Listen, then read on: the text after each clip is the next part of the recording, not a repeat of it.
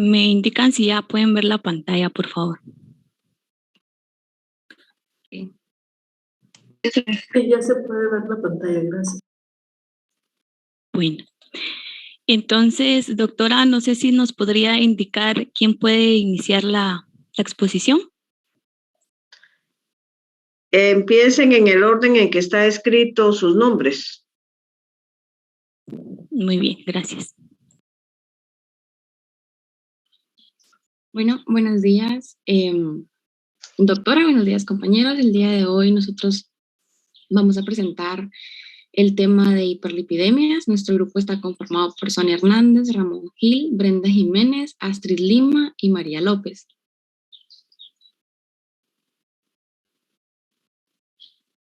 Siguiente, por favor. Vamos a empezar pues con la definición.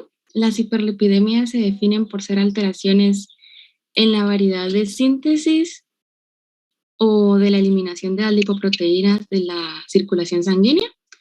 Estas lipoproteínas en la circulación se detectan midiendo los triglicéridos y el colesterol plasmático y suelen clasificarse de acuerdo al tipo de lipoproteína que se encuentra más elevado. Siguiente, por favor. Y recordando un poco sobre qué son las lipoproteínas, sabemos que son sustancias compuestas por proteínas y grasas. Una de sus funciones es el transporte del colesterol en la circulación sanguínea. Las lipoproteínas se clasifican por 4 tipos diferentes y se diferencian en base al porcentaje de los lípidos que contienen y al tipo de apolipoproteínas que están incrustadas en la membrana fosfolipídica. Los 4 tipos diferentes de lipoproteínas son los kilomicrones, las lipoproteínas VLDL, las LDL y finalmente las lipoproteínas HDL. Los kilomicrones son las lipoproteínas más grandes que hay y las menos pesadas. Al ser menos densas, estas se sintetizan en el intestino delgado, en el retículo endoplasmático de los enterocitos. Presentan un porcentaje de proteínas muy bajo y su principal componente son los triacilgliceroles. Las lipoproteínas VLDL son pequeñas de tamaño, presentan baja densidad, son mucho más pequeñas que los kilomicrones. Su composición principal es de triacilgliceroles con un 50% y el porcentaje de proteínas también es bajo. Estas son sintetizadas en el hígado a partir de los triacilgliceroles. Las lipoproteínas LDL son derivadas de las VLDL. Esto pues se da porque se van perdiendo triacilgliceroles en el torrente sanguíneo y se van convirtiendo en LDL. Presentan un menor tamaño que las VLDL, son más densas y su componente mayoritario son los ésteres de colesterol y el colesterol libre en conjunto, que representan el 45% de la composición. A estas lipoproteínas también se les suele conocer como el colesterol malo. Por último, vamos a hablar de las lipoproteínas HDL, que son lipoproteínas que presentan una alta densidad, son las más pequeñas de todas las lipoproteínas, también presentan un porcentaje de proteínas muy alto, el más alto de todas las lipoproteínas. Se les atribuye como función extraer el colesterol que se encuentra en exceso y enviarlo al hígado para reciclarlo. A esta clasificación de lipoproteínas también se le conoce como el colesterol bueno.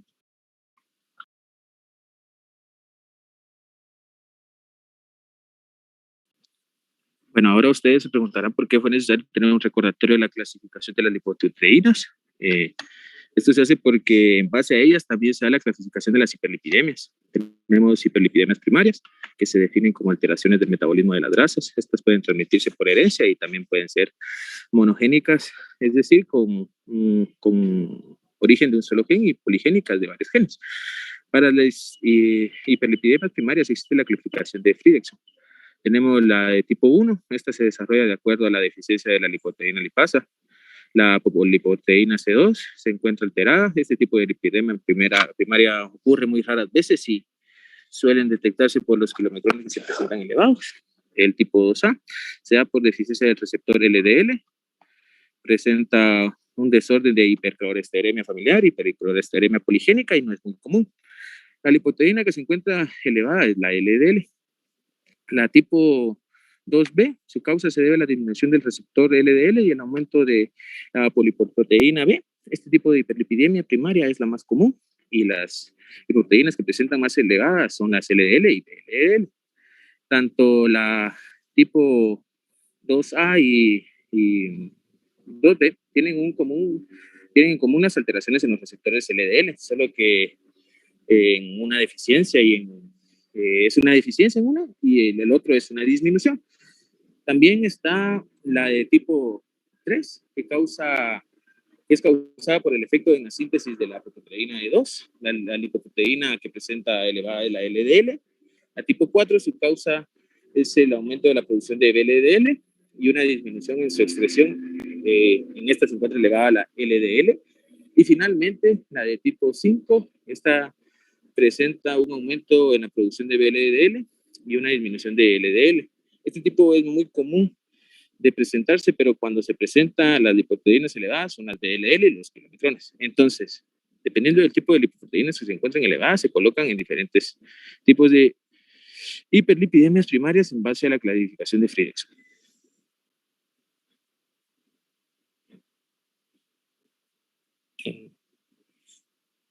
Creo que es la otra. Creo que esa es la anterior. Ok. Gracias. Entonces, con respecto a su clasificación, también tenemos las hiperlipidemias mixtas, que suelen asociarse con un aumento de riesgo cardiovascular.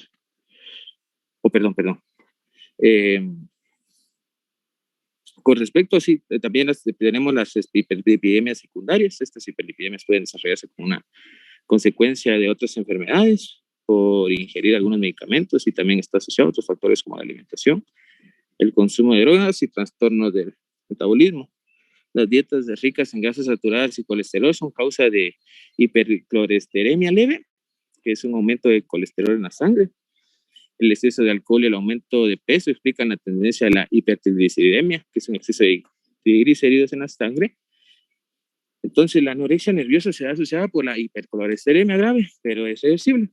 Algunas causas adquiridas de hiperlipidemia son el alcohol, el estrógeno, esteroides o embarazo, debido a que se superponen una forma familiar primaria de hipertrigliceridemia. Se resulta en un sistema de eliminación saturado y acumulación de kilomicrones. Este sistema suele provocar pancreatitis potencialmente mortal. Las hiperlipidemias secundarias también se ven vinculadas a las primarias debido a que suelen proporcionar información del por qué los pacientes presentan trastornos primarios de lípidos que desarrollan repentinamente un empeoramiento de los perfiles lipídicos mencionados.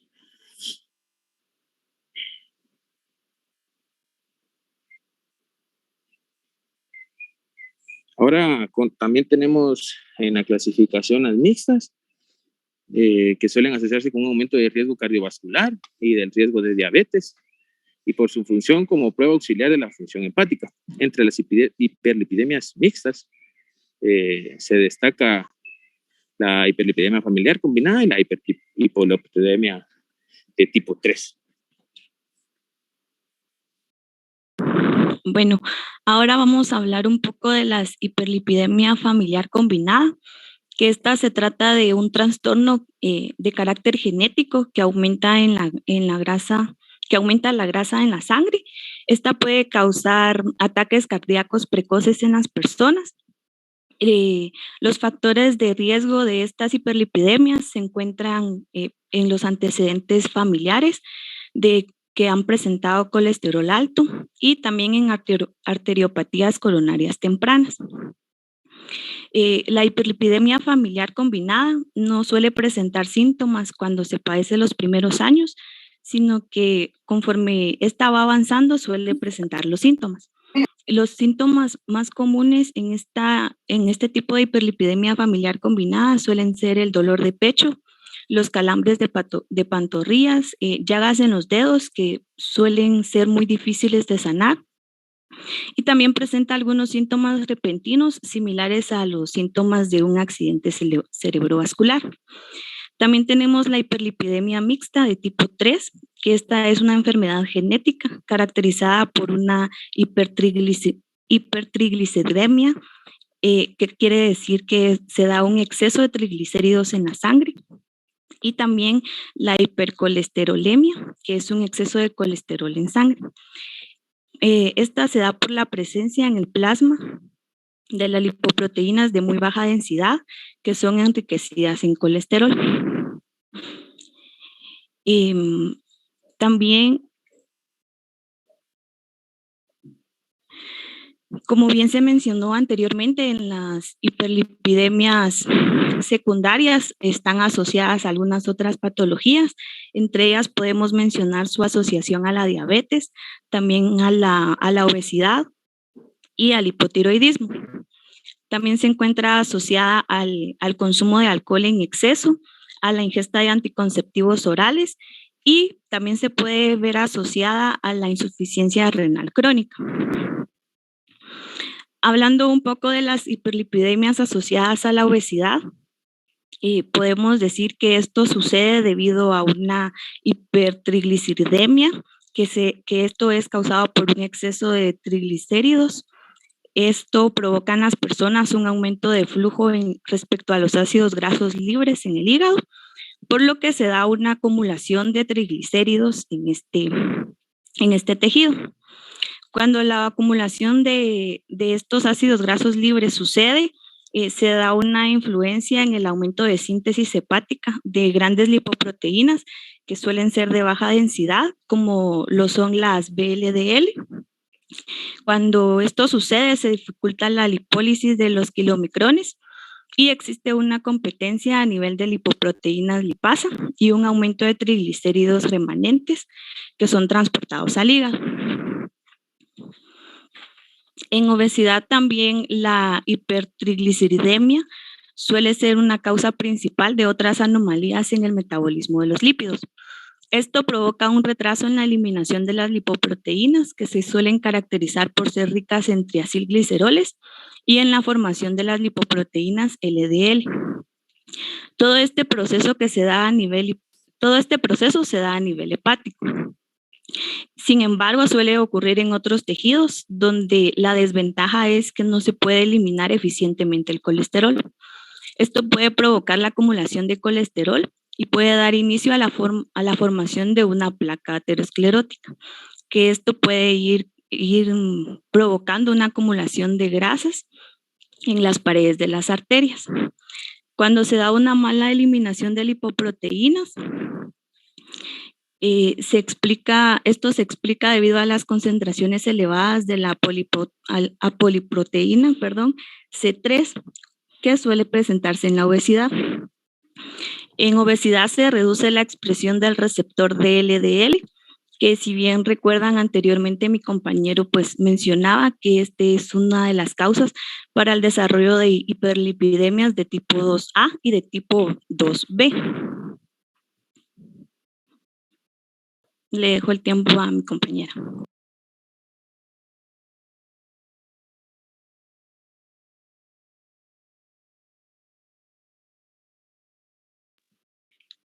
Astrid.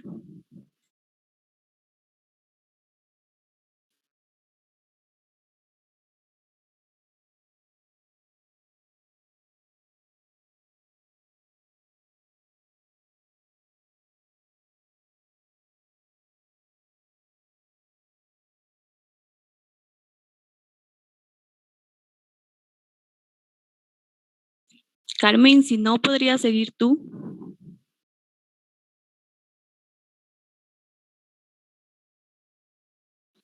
¿Qué pasa, jovencitas? ¿Tienen algún problema con la conexión? Creo que mi compañera Astrid, pues ella es la segunda en la presentación, no sé si está aquí. Pues seguramente no está porque ya debería de haberse. Ahorita han presentado los dos primeros. Bueno, obviemos a Astrid y sigamos. Entonces no sé si continúas. Aquí hay un mensaje que dice ¿me escuchan? ¿Me escuchan? No. Astrid. Ok. Si no, tal vez Carmen puede continuar en lo que Astrid soluciona su problema de audio. Va, perfecto, hagamos esto. Gracias. Está bien, doctor. Está bien. La relación entre la hiperlipidemia y la diabetes mellitus tiene que ver con la hipertrigliceridemia y los niveles bajos de lipoproteínas de alta densidad. La diabetes de tipo 1 se puede prevenir llevando un control de glucemia, es decir, controlar la presencia de azúcar en la sangre. Y en el tipo 2, las anomalías persistentes después de lograr un control glucémico óptimo. En pacientes diabéticos no insulinodependientes con hiperglucemia leve en ayunas, por lo general tienen hipertrigliceridemia leve debido a la sobreproducción de lipoproteínas ricas en triglicéridos en el hígado, asociado a niveles bajos de colesterol de lipoproteínas de alta densidad, HDL. Los pacientes diabéticos no insulinodependientes no tratados con mayor hiperglucemia y diabetes insulinodependientes tienen hipertrigliceridemia de leve a moderada debido a la disminución de la actividad del tejido adiposo y la lipoproteína lipasa muscular. Estos pacientes también tienen niveles bajos de colesterol HDL asociados con un catabolismo LPL defectuoso de lipoproteínas ricas en triglicéridos.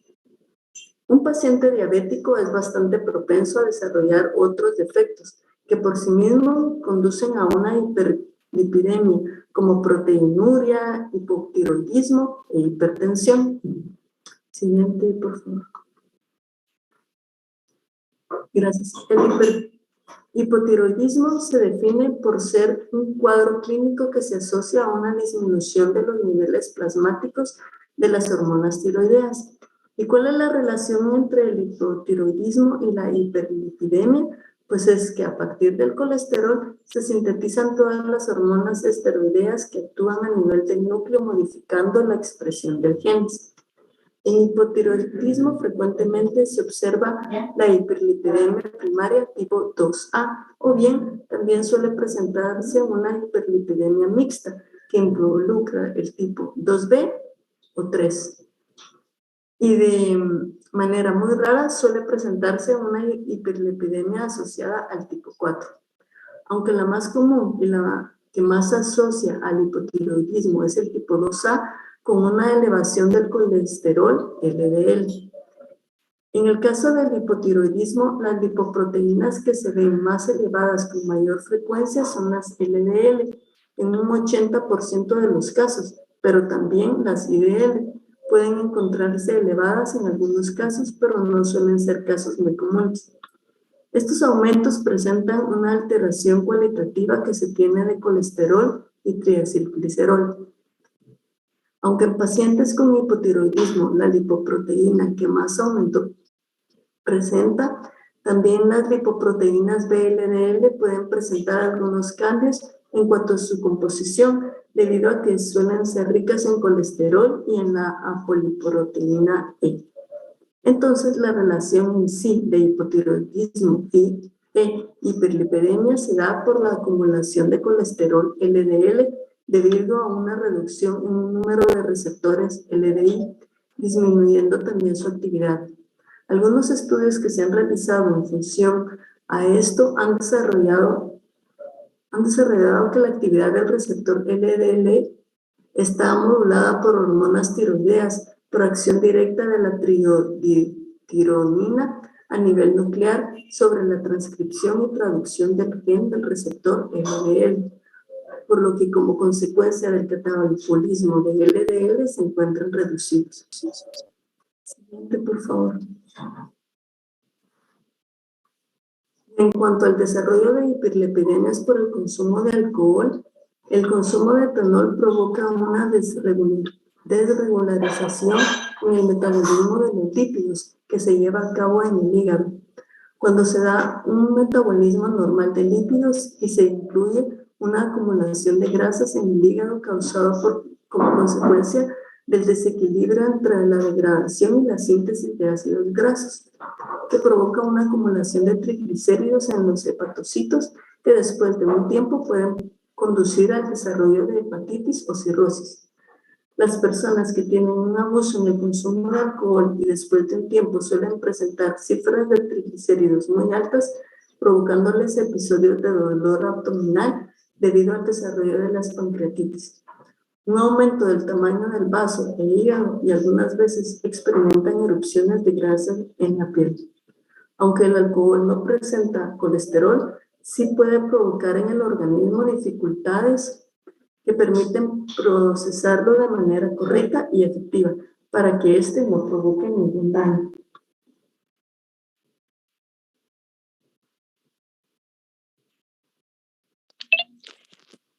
Las hiperlipidemias también se ven asociadas con los anticonceptivos orales.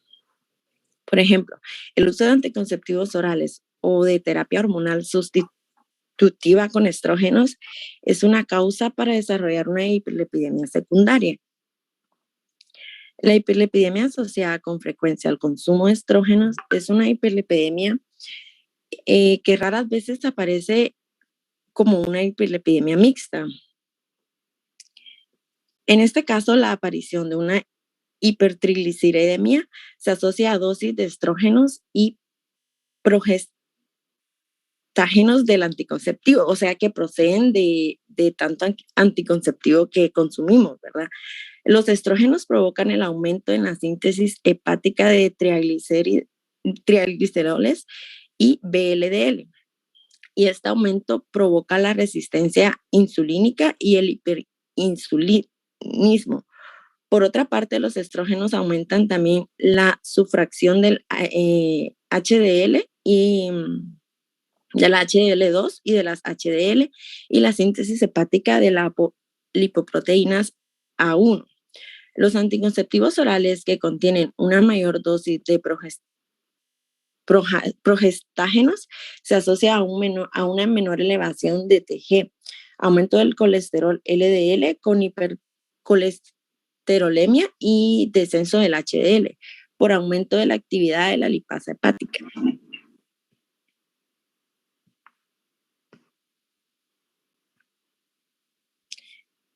Y por último, la asociación de hiperlipidemias con insuficiencia renal crónica. En el paciente con insuficiencia renal se produce una conjugación de factores de riesgos cardiovasculares, tanto clásicos como no clásicos. Dentro de los tradicionales, uno de los más estudiados es la dislipidemia. Entre las características del paciente con dislipidemia y enfermedad renal, se puede encontrar un perfil lipídico característico que incrementa su capacidad aterogénica y medida que empeora el filtrado glomerular. Esto también suele caracterizarse por niveles normales de LDL o discretamente elevados. El HDL bajos, triglicéridos elevados, mayor proporción de partículas de LDL pequeñas y densas, y las modificaciones se encuentran relacionadas con el grado de afectación renal.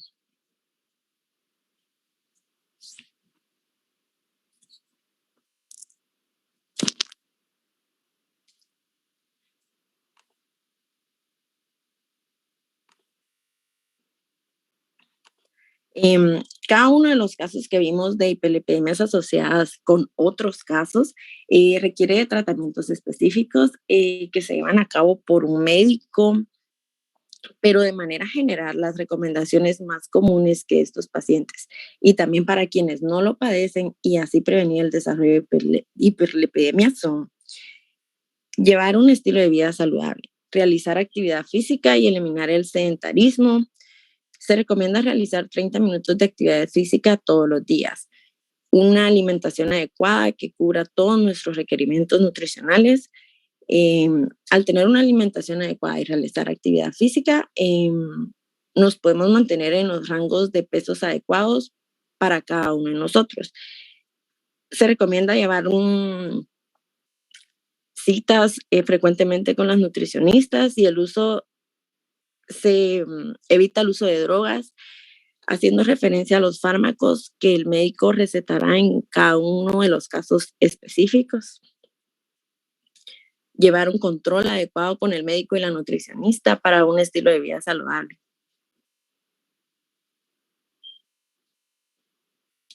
Acá les presentamos algunas de las referencias que fueron consultadas en nuestro estudio y muchas gracias por su atención. Compañeros, compañeras, ¿tienen alguna duda respecto al tema que presentaron aquí los compañeros? ¿Alguna observación, alguna pregunta?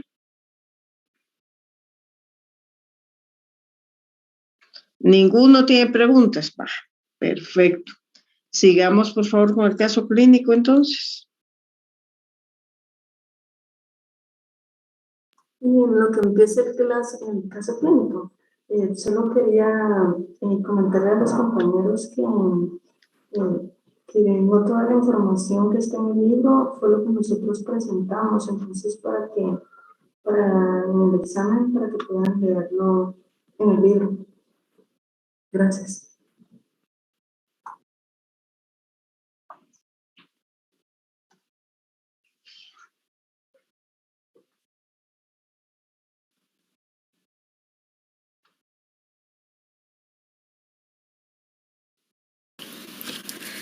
Buenos días. Buenos días a todos. El artículo que les vamos a presentar el día de hoy se llama Dislipidemia como factor de riesgo cardiovascular, uso de probióticos en la terapéutica nutricional. Como ya venían hablando mis compañeros, las dislipidemias o hiperlipidemias son trastornos en los lípidos en sangre caracterizados por un aumento de los niveles de colesterol o hipercolesterolemia o incrementos de las concentraciones de triglicéridos o hipertrigliceridemia. Las personas afectadas con hipercolesterolemia pueden evitar los medicamentos para reducir el colesterol con una alimentación a base de alimentos funcionales, que en este caso hablaremos de los probióticos. Esto ayudará a tener una microbiota intestinal estable y equilibrada, ya que esto es garantía de salud.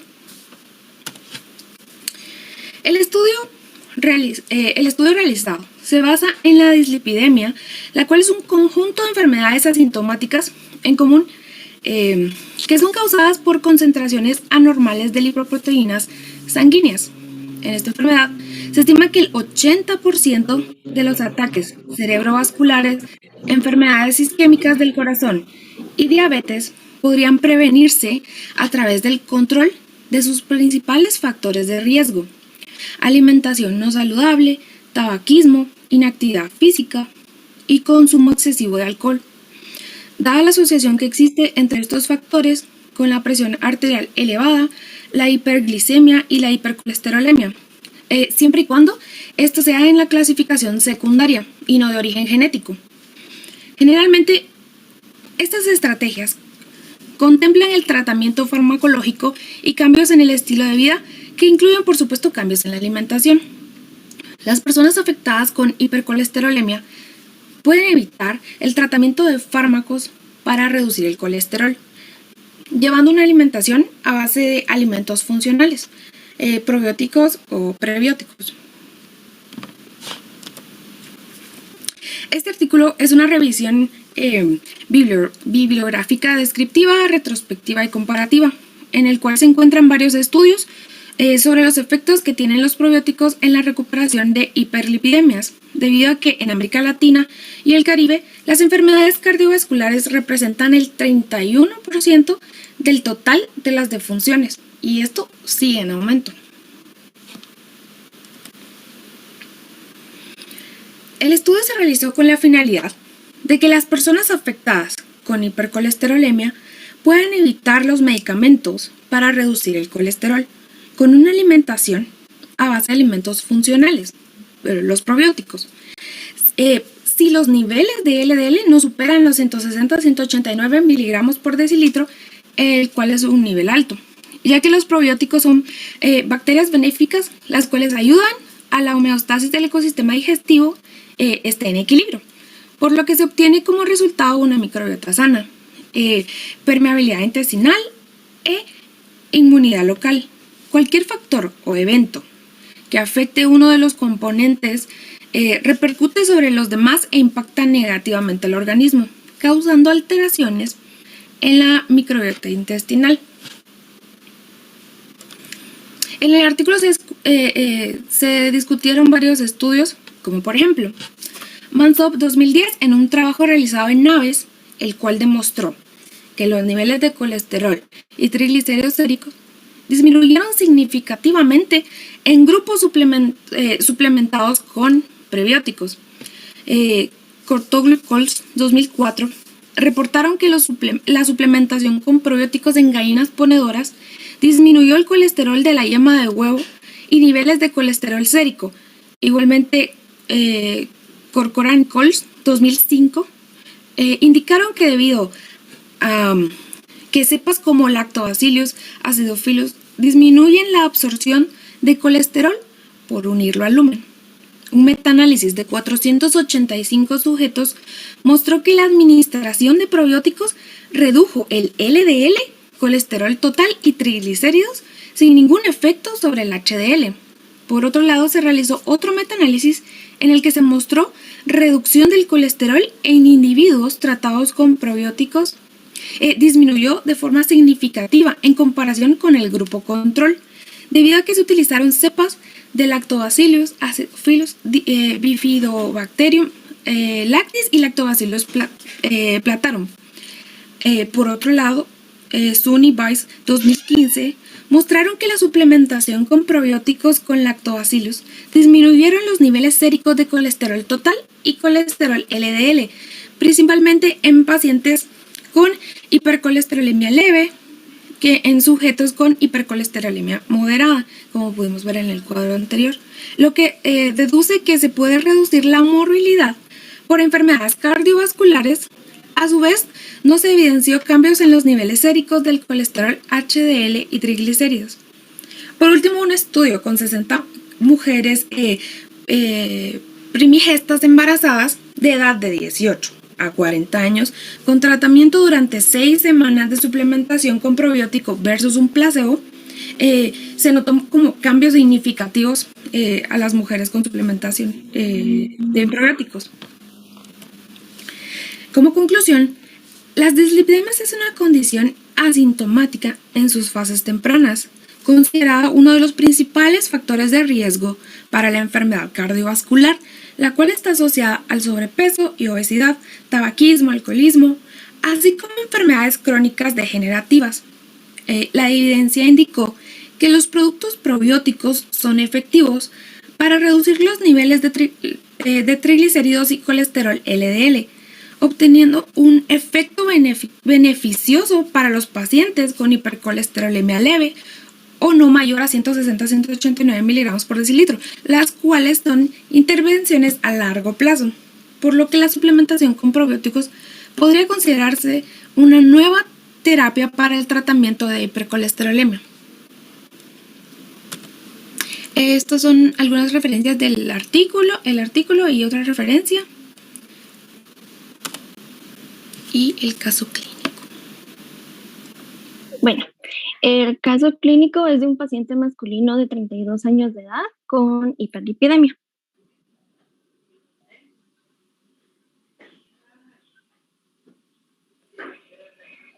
Los datos generales del paciente. Es de género masculino, edad 32 años, nacionalidad ecuatoriana y su estado civil es casado y tiene una hija.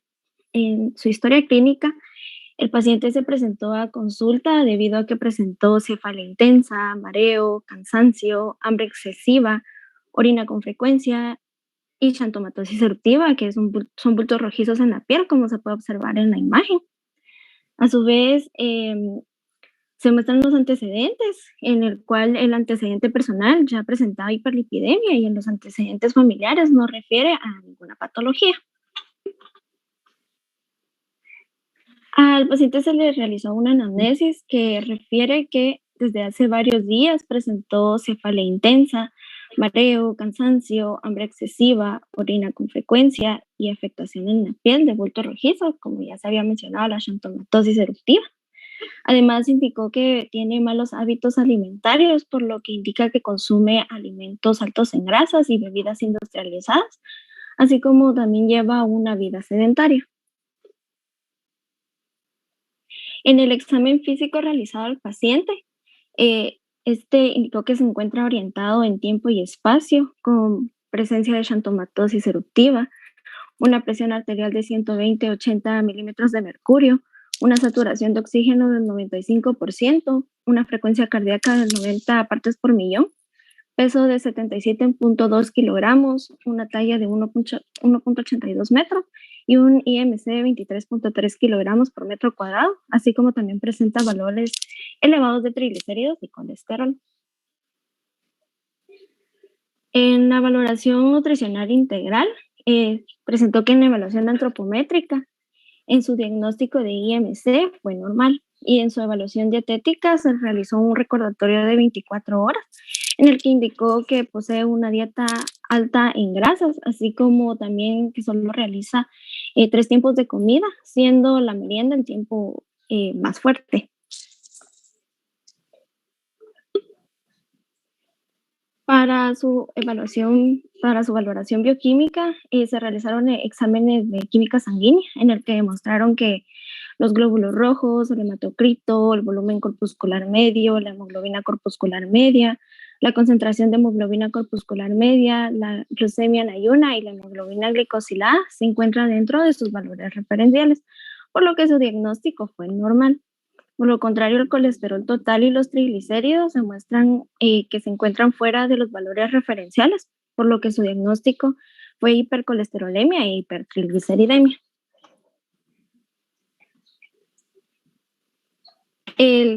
Al paciente se le realizaron 3 diagnósticos, en el cual el primero fue el presuntivo, en el que se sospechó de que posee hipercolesterolemia por presentar xantomatosis eruptiva.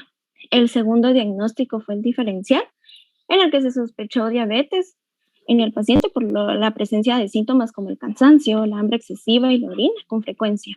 Este diagnóstico no se descartó del todo, por lo que aún sigue en monitoreo. Y por último, el diagnóstico definitivo se determinó que posee hiperlipidemia, por lo que fue remitido por un nutricionista, al nutricionista. Bueno, en cuanto a su intervención nutricional, al paciente se le indicó que debe de empezar con un tratamiento dietoterapéutico bajo en grasa saturada, así como debe de realizar física para mantener o reducir el peso, por lo que debe de modificar su estilo de vida. En el caso de que no ayude esta terapia, el médico deberá iniciar con un tratamiento farmacológico.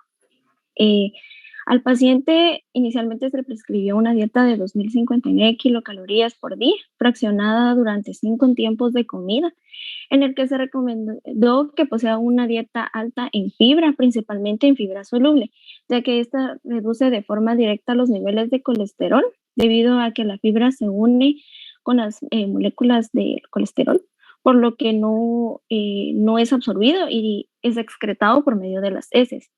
Con lo anterior se indicó que debe de consumir alimentos como frutas cítricas, verduras y cereales como la avena. También se le recomendó la disminución de grasas como las grasas saturadas, por lo que debe de evitar alimentos de origen animal como la carne y los productos lácteos. También debe de evitar aceites tropicales como el aceite de coco y el aceite de palma. También debe de evitar el consumo de grasas trans como los aceites vegetales hidrogenados y parcialmente hidrogenados, así como alimentos procesados como las galletas, pasteles, bocadillos, entre otros, así como reducir el consumo de excesivo de colesterol que se encuentran en alimentos de origen animal como el huevo, los productos lácteos y la carne. También el paciente debe de poseer una dieta rica en omega 3, como el aceite de canola, pescado, nueces, ya que posee propiedades lipolipidantes, por lo que disminuye los lípidos séricos como el colesterol y las lipoproteínas de baja densidad. Además, este puede actuar como inmunosupresor, por lo que disminuye la respuesta inmune y la inflamación, porque alteran la cantidad en la producción de icosanoides e interleucinas, así como aumenta el tiempo de coagulación.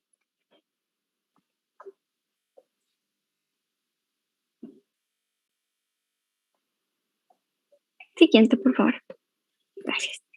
También al paciente se le brindaron otras recomendaciones, como beber abundantes líquidos de 2 a 3 litros de agua al día. También se recomendó evitar los alimentos procesados y fritos, así como el consumo de bebidas azucaradas y alcohólicas. A su vez, se brindó información sobre técnicas de preparación de alimentos, como la preparación al vapor horneado y a la plancha, debido a que estas preparaciones no utilizan o utilizan en poca cantidad grasas. Y por último, se indicó que debes de realizar al menos de 20 a 60 minutos en 3 y 5 veces por semana actividad física, ya sea moderada o intensa. Bueno, al paciente se le realizó un seguimiento de 3 meses debido a que la vida media de las células grasas es de 90 días, por lo que los cambios se empiezan a observar a partir del tercer mes. Como se observa en el cuadro, el peso durante los 3 meses lo mantuvo.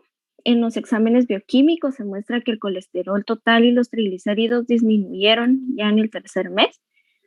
A su vez, en el seguimiento clínico, en el tercer mes ya no se presentó mareo, cansancio y xantomatosis, así como mejoró su actividad física, por lo que ahora lo realiza con mayor frecuencia en comparación con los 2 meses anteriores.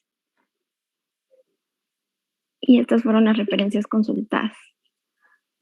Gracias por su atención. Compañeros, compañeras, ¿alguna duda respecto al artículo y al caso clínico que acaban de presentar sus compañeras? ¿Algún comentario? Sí, doctora, yo tengo una duda. Ellas mencionaron que, por ejemplo, en los triglicéridos, con una alimentación a base de probióticos, ¿verdad? Se podía como quitar las medicinas y reducir los triglicéridos. No sé si así era. A ver, compañeras. No, hay... ok. Si el LDL no supera los 160 y 189 miligramos por decilitro, es que hay un punto donde ya no puedes como tratarlo con medicina funcional. O sea, tienes que tratarlo con medicina o con fármacos, porque ya no es conveniente. Pero así es que no, el LDL no supere los 160 y 189, decía. Gracias. Aquí hay otra solicitud. Dice, Majo, ¿podría repetir lo de los 3 meses?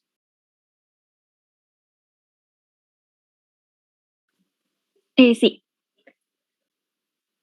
Bueno, el paciente se le realizó un seguimiento de 3 meses debido a que la vida media de las células grasas es de 90 días, por lo que los cambios se empiezan a observar a partir de durante el tercer mes. Si se puede observar en el cuadro, el peso se mantuvo durante los 3 meses. En los exámenes bioquímicos, en el tercer mes, se observa que el colesterol total y los triglicéridos disminuyeron. Al igual que el seguimiento clínico, ya en el tercer mes ya no se presentó el mareo, cansancio y xantomatosis, y así como también mejoró su actividad física, por lo que ahora lo realiza con mayor frecuencia que en los 2 meses anteriores. Compañera. Fernanda dice, muchas gracias. ¿Algún otro comentario, alguna otra duda, compañeras, compañeros?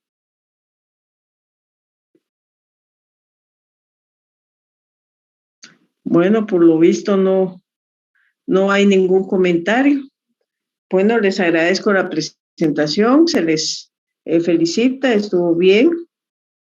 A todos los que intervinieron el día de hoy en la presentación, caso clínico y artículo científico. El día de hoy es nuestra última clase previo a Semana Santa, así es que les aconsejo, compañeras, porque creo que es el 24 cuando vamos a tener el tercer parcial. Valdría la pena que aprovecharan unos días de este feriado para hacer un repaso de lo que hemos visto. El tercer parcial vendrá no solo de lo que se mira aquí en clase, sino que vendrá del libro de texto también, cualquiera de los dos que ustedes tengan, ya sea Cecil o Harrison. Hay algo que tengo pendiente con su compañera, es respecto a unas dudas que tiene del examen. Estoy esperando si alguien más presenta algunas dudas sobre lo del segundo parcial para poder responder todas al mismo tiempo. El día lunes 18 tendremos la clase sobre hiperuricemia y presentación de caso clínico y artículo científico también. No sé si hay algo más que quieran ustedes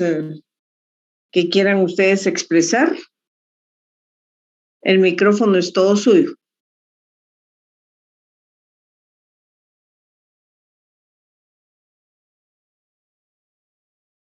¿Nadie tiene ningún comentario o algo respecto a de aquí para el 18 o alguna otra cosa que quisiera expresar?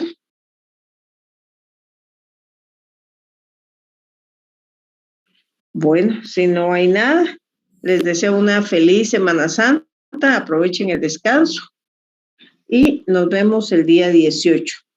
Cualquier duda, cualquier asesoría, estoy a sus órdenes. Hasta luego. Hasta luego, doctora. Gracias. Gracias, doctora. Hasta luego. Descanso. Doctora.